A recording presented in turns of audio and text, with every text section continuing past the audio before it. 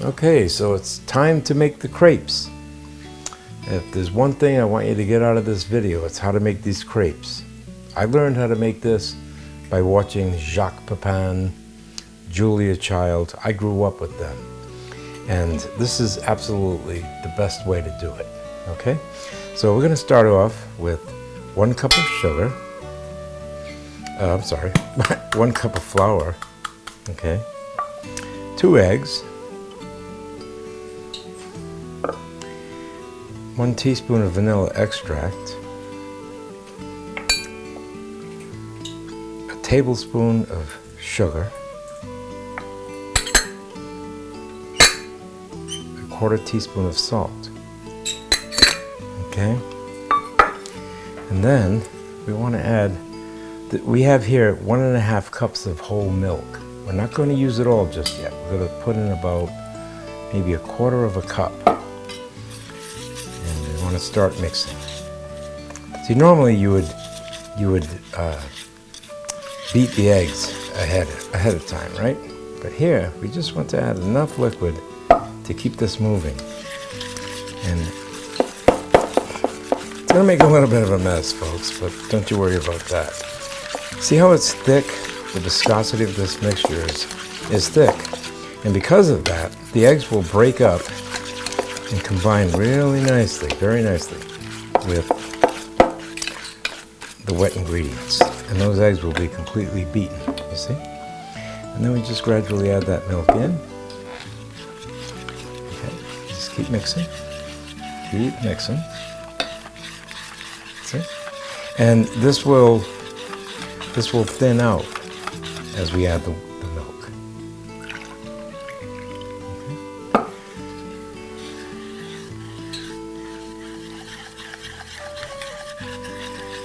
And what we're shooting for here is a very thin batter. Unlike pancakes, which are thick,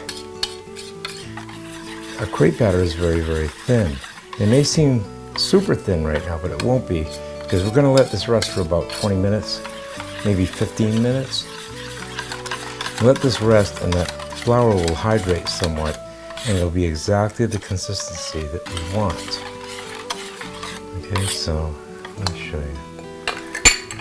Take one of these little guys right here. You can see it's very pourable, okay? And after it sits for about 15-20 minutes, it will thicken just a little bit. All right, and I'm going to set that aside and we'll get to the next step, which is preparing the apples. What we have here are 2 Granny Smiths, but I'm not going to chop these up in front of you. Okay, I just want to show you what they look like. They're green, they're somewhat tart, somewhat sour, and they're perfect for apple pie, and they're perfect for this recipe. But I went ahead and cored 2 apples here. Okay, so they've been cleaned up, all right? And the reason why I'm going to do this in front of you is because I want you to see, exactly how I intend to cut these up. We're not going to cut these like we would for an apple pie. No, in fact, what we really want to do here is make them into about 1/4 inch cubes. So you can take your paring knife or your chef's knife and just cut them up into small cubes like this. Little bits. Nothing big.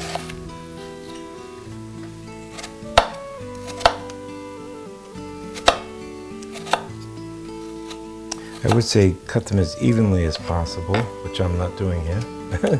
Isn't that something? It's not that critical.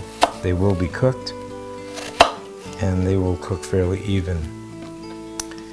Okay, so just cut them in small bits like this, and we will cook them. Now, as for the spice, I'll cut those up later. As for the spice, we have 2 tablespoons of granulated sugar, 1 teaspoon of cinnamon, and 1/4 teaspoon of nutmeg. Now it's time to cook the apples, right? So we got 2 tablespoons of butter. I'm going to put that in the pan. Melted. Okay. Toss your apples in. Okay. Now what we're going to do is we're going to put these apples cooking without the sugar and without the spices. We have to make sure there's enough moisture. The apples already have plenty of moisture. Any excess moisture will steam. Alright, so these apples have been cooking for about 5 minutes. And that's what it looks like, okay? And we're going to go ahead and add the sugar and spices. And what's going to happen here is the liquid that came out of the apples, the sugar, and the spices will combine. Pectin in the apples and the sugar and everything together will begin to thicken. So two things are happening. One, we've got evaporation going on here with the heat. We have the sugar dissolving and we have the pectin being extracted from the apples. So these will just cook for another couple of minutes and then we can set them aside and start on the crepes. I've set the oven stovetop here so that the concentric burners, both of them are on, so we have even cooking. We're going to take another 2 tablespoons of butter. Now I learned this technique by watching Jacques Pepin and Julia Child. That's what I grew up with. I gotta tell you, I have nothing but respect for that man. Okay. Now that that butter is melted, we want to, well, I gotta be able to do this so you can see it. We're going to stir that in very quickly into that batter. Okay, very quickly. We don't want to scorch the batter. Okay? Take the excess butter out because we will not need butter as we move forward. Ooh, that's hot. Ooh. Okay. When you pour this into the pan, you want to pour it along the edge, not in the center. Pour it around the edge and swirl it, just like that. Turn that heat down now to about medium-low. We don't want to burn them. If anything, just pull it off the, see, just roll it. You want to flatten that out as much as possible. These are basically cooked by the time you flip them. I'm going to use a paper plate here to put them on. Okay. See how they're very, very thin? Now this is where the practice comes in, okay? You can tell that it's pretty much cooked. And all we're going to do, we want that to brown a little more. Hold on.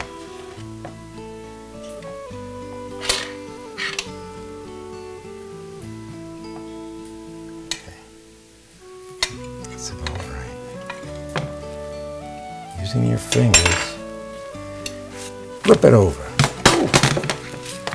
See, it's a little bit brown there.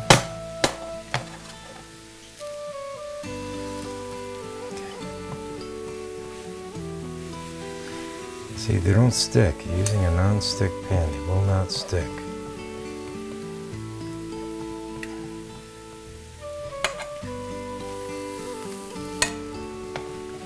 Give that a chance to brown. Just that heat, probably about medium-low.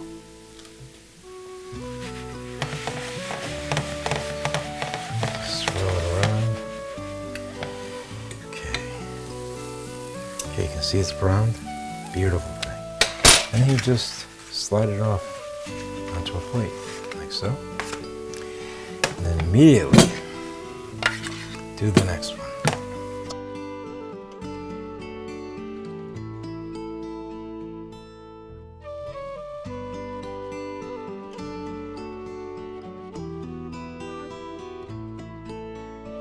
You'll have to do this about 10 or 12 times.